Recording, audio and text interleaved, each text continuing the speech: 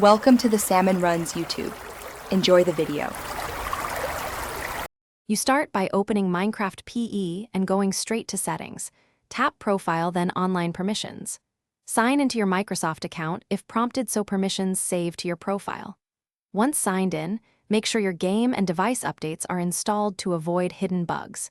You're preparing the account layer first, because changes stick across devices.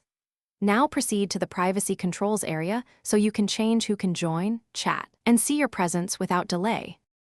Next, you adjust the actual privacy toggles. This is the detailed work. Set Joinable to Friends or Invite only to stop strangers from entering your world, and disable Find Cross-Platform Friends if you don't want outside friend requests.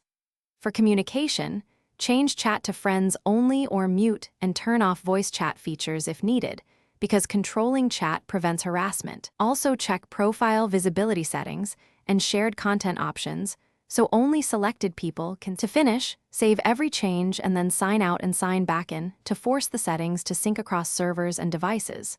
You should test with a trusted friend on another device to confirm Joinable and chat behave as expected.